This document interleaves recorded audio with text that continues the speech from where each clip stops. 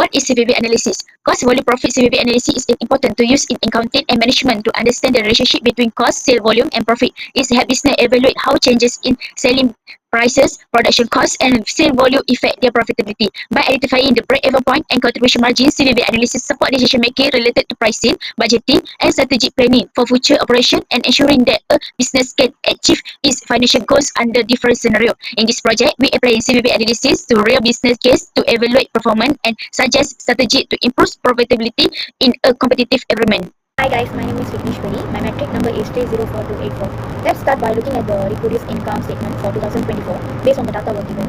The numbers below show the sales revenue, variable cost, fixed cost, and the final net operating income. As you can see, InnovaCraft made a net operating income of 410,000 for 2024 with sales revenue of 2,500,000. We'll now dive into some key CVP metrics that will help us better understand the company's cost structure and profitability. Hi everyone, my name is Priyadarshini. My metric number is 304019. Now let's recalculate the key CVP metrics for 2024. For sales price per unit, total sales revenue was 2,500,000 for 100,000 units sold. To calculate the sales price per unit, we divide the total sales revenue by number of units sold. The answer is 25 ringgit for per unit. In this part, we will discuss about the total variable cost. The variable cost include both the variable production cost and the sales commission. For the variable production cost is 1,250,000 ringgit. For the sales commission is 3,000 ringgit. Total variable cost is 1,550,000. C, find the variable cost per unit. So the formula here is total variable cost divided by the number of units sold. So here the variable cost is 1,550,000 divided by number of units sold, which is 100,000. We will get the variable cost per unit, which is 15 ringgit 50 cent per unit. D, find the variable cost to sales price ratio. This ratio tells us what percentage of each unit selling price goes toward covering variable cost. The formula here is variable cost per unit divided by selling price per unit. The variable cost per unit here is 15 ringgit 50 cent divided by selling price per unit, which is 25 ringgit. So we will get the variable cost to sales price ratio, which is 62%. This means that 62% of each unit sales price is absorbed by the variable cost. In 2024, InnovaCraft Textiles recorded a total fixed cost of 540,000. This includes 440,000 for fixed factoring overhead, 70,000 for digital marketing, 20,000 for website maintenance, 60,000 for factory rental, 1,000 and 20,000 for administrative salaries, and 30,000 for utilities and insurance. Fixed costs are expenses that do not change with a level of production or sales volume. Whether the company produces 10,000 units or 300,000 units, this cost will remain constant. This figure is very important in cost volume profit analysis because it directly impacts the break-even point and profit planning. A clear understanding of fixed costs allows the management to assess how much revenue they need to generate before they actually start making profit. In simple words, this 540,000 is the base cost of just keeping the business running before any profit earned. Contribution margin CM per unit. Let me explain the contribution margin per unit. The formula is CM per unit equals selling price per unit minus variable cost per unit. For buy, the selling price per unit is 25 ringgit and the variable cost per unit is 50 ringgit and 50 cent. So when we subtract 50 ringgit and 50 cent from 25 ringgit, we get 9 ringgit and 50 cent. This means that for every unit sold, the company earn 9 ringgit and 50 cent to cover fixed cost and profit. Contribution margin ratio CMR. Next, we have the contribution margin ratio. The formula is CMR, CM per unit, plus selling price per unit multiply 100%. So we take 9 ringgit and 50 cent divided by 25 ringgit and multiply by 100%. The result is 38%. This means that 38% of the selling price is contribution to covering fixed costs and generating profit. Okay, my name is Narzulaika binti Abdul and my metric number is 305625. Okay, let me introduce about break-even points in units and break-even points in amount. Okay, first we look at the break-even points in units. This tells us how many units the company needs to sell to cover all costs, both fixed and variable, without making any profit or loss. Okay, in this case, the fixed costs are 540,000 ringgit and the contribution margin per unit is 9 ringgit and 50 cent. So when we divide the fixed cost by the contribution margin per unit, we get a break-even point of about 56,842 units. This means the company must sell at least the numbers of units to avoid loss. Okay, the second one is break-even points in amount. Now let's calculate the break-even points in terms of unit. Okay, We take the number of units from earlier, which is 56,842, and multiply by the selling price per unit, which is 25 ringgit. Okay, the result is about 1,421,050 ringgit in sales. So that's the amount of the revenue the company needs to earn just to break even, not profit, no profit, no loss.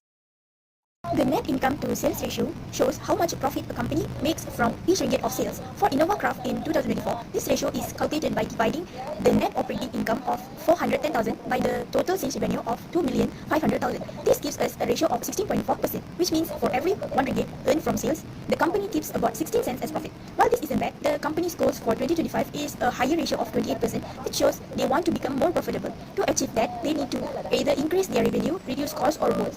The ratio is a strong indicator of efficiency and pricing strategy. If costs go up or sales go down, this ratio drops. So careful planning is needed to keep it healthy. In part B, we will examine several different scenarios and their potential impact on InnovaCraft business in 2025. So there are 5 scenarios. So let's start with scenario 1, which is targeted sales. So in this scenario, the company aims to achieve 28% net income to sales ratio in 2025, assuming all other cost structures remain unchanged.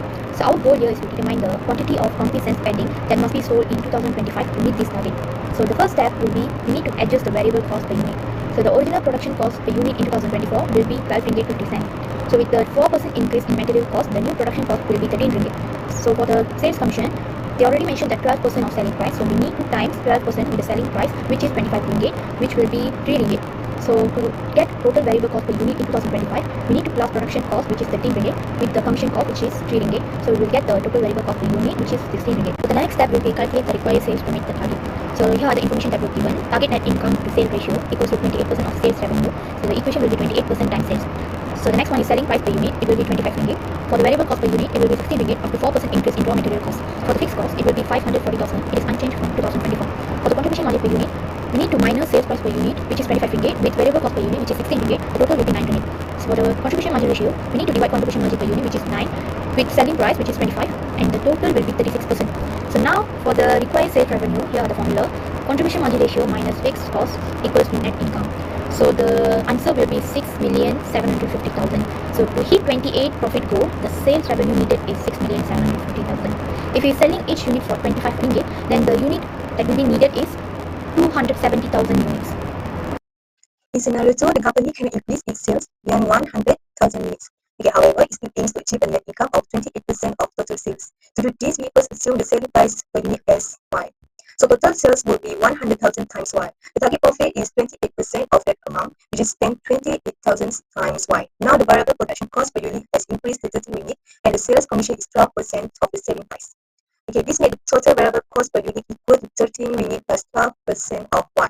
To find the required profit, we subtract the variable cost from the selling price and multiply by the number of units sold and subtract the fixed costs, which are 540,000 units. After solving the equation, we find that the company needs to sell the product of 30 ringgit and 67 cents per unit to meet this target.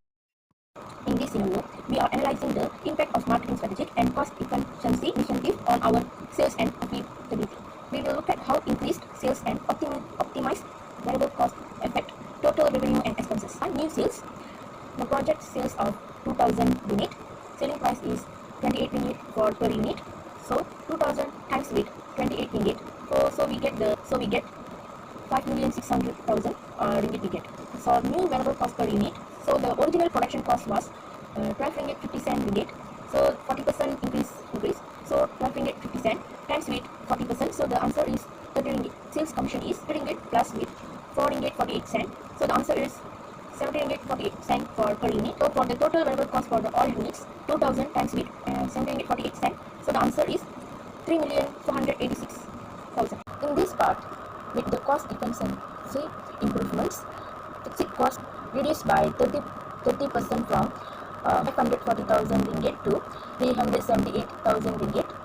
Our contribution margin is 2,104,000 ringgit, and after dedicating fixed cost, we get a net income of 1,726,000 ringgit.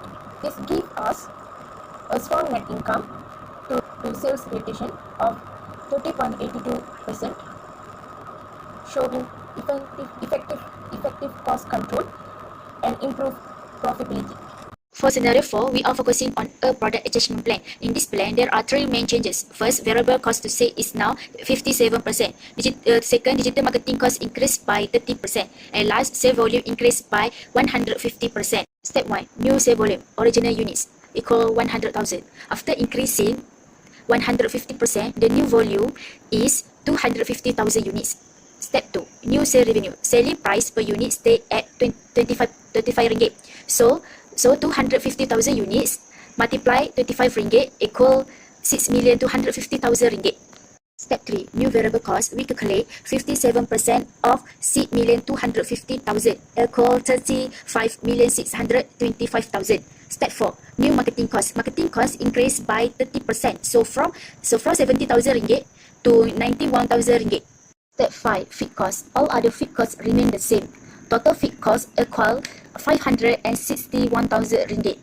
Step 6. Sale commission. Commission is 12% of sale. 12% of 6,250,000 ringgit equal 750,000 ringgit. Step 7. Net profit. So net profit equal revenue minus variable cost minus fixed cost minus commission equal 6,250,000 ringgit minus 356 million ringgit minus RM561K minus RM750K minus RM91K equal 1,376,500 ringgit. Step 8. Net income to sale ratio. We divide profit by total sale equal 1,376,500 ringgit plus 6,250,000 ringgit equal 22.0%. Conclusion. Even the plan increased profit but failed to meet the 28% target. Product adjustment add value but cost, especially COGS and commission, reduced margin. In option B, replaces agents with 8 full of staffs earning 1,700 monthly and 4% commission. Sales increased by 70%, hitting 170,000 units. Despite 1,166,800 higher fixed costs, the company earns 1,166,800 net income and achieves a 27.45% net income to sales ratio. It's almost hitting the 28% goals. In option B, replaces agents with 8 full of staffs earning 1,700 monthly and 4% commission. Sales increased by 70%, hitting 170,000 units. Despite 1,166,800 higher fixed costs, the company earns 1,166,800 net income and achieves a 27.45% net income to sales ratio. It's almost hitting the 28% goals. Okay, the part for the final recommendation, we propose that Novacraft use a hybrid strategy by combining scenario 3, 4, and 5. These three strategies offer the best balance between sales, improve product value, and manage costs effectively. Okay, scenario 3 focus on marketing and cost efficiency. The selling price is increased to 28 ringgit and sales commission is set at 16%. Okay, fixed costs are reduced by 30% and sales volume is down to 200,000. With this, the company can achieve a net income of 1.7 million ringgit and net income to sales ratio of 30.8%, okay, which is higher than the target of 28%. Okay, about the scenario 4, enhance the product by adding smart home features, increasing the product value. Okay, total cost of goods sold rise to 57% and digital marketing increased by 30%. Sales are expected to grow by 150%, reaching to 150,000 units. This results in a net income of about 1.3 million units. Okay, after the ratio is below target, this strategy builds long-term brand strength. Okay, for scenario 5, we succeed the sales team by hiring 8 in-house sales reps, each earning 1,700 ringgit a month plus a 4% commission. Okay, sales are expected to grow by 70%, reaching 170,000 units. This strategy brings better cost control and a net income of over 1.1 million with a net income ratio of 27.45%, almost meeting the goal. Okay, we recommend avoiding the scenario 2, which only increase price without adding value or increasing volume. This may reduce customer interest and fail to reach the income target. So, in conclusion, combining scenario 3, 4, and 5 is the most effective way to grow profits and product values and stay competitive in 2025. Through analyzing Novacraft tester using CVP analysis, I have learned how crucial it is for business to evaluate cost structures and sell volume to make informed financial decisions. I now understand how slight change in variable cost or price and can significantly affect net income and break-even points. The most challenging part of this project was scenario 2, where we had to calculate a new selling price to meet a specific net income target. It required careful algebraic manipulation and deep understanding of contribution margin concepts.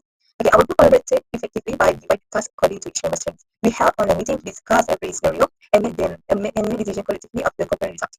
Okay, this collaboration enhances our problem-solving and communication skills. So I believe these skills will help me in real-life work business situations where teamwork, analysis, and decision-making are crucial for planning and achieving financial goals. Individual reflection. Through the project, I learned how to apply scope, volume, profit, CVP analysis to a real business scenario. Analyzing scenario 4 helped me understand the impact of product upgrades and increased scope on profitability. Although say volume increased significantly, the high variable cost ratio and rising marketing expense make it challenging to achieve the target net income to sales ratio. This taught me that improving a product must be balanced with careful cost control. I also learned how CVP analysis support decision making for pricing and production planning. Overall, this project improved my analytical thinking and gave me real world insight into financial planning for business. So for the individual reflection through the CVP analysis of InnovaCraft Textile, I gained a clear understanding of how changes in price, cost, and volume affect profitability. I learned the importance of how distinguishing between variable and fixed costs and how the contribution margin guides the decision making. For me, scenario 5 was the most challenging because it required precise calculation and strategic thinking. So our team worked together and collaborated together by dividing tasks based on our strength. So overall, this exercise showed me how powerful CVP analysis is for making a real-world business decision, especially in low-margin industry. In this reflection, I will share how working on the InnovaCraft Textile CVP analyzing improved my understanding how the cost value and profit affect business decisions. I highlight the importance of a correct explanation, teamwork, and analytical thinking. The team collaborated effectively, shared ideas, and learned from each other, making the project both insightful and rewarding. Working on the CVP analysis for InnovaCraft Textile helped me understand how financial data drives business decisions. While the cost structure and multiple scenarios were initially challenging, collaboration and critical thinking made the process clearer. Scenario 5 stood out as it involved real-world decision-making on outsourcing versus internal operations. This experience strengthened my skill in cost planning, forecasting, and applying accounting concepts practically, while also highlighting the power of teamwork.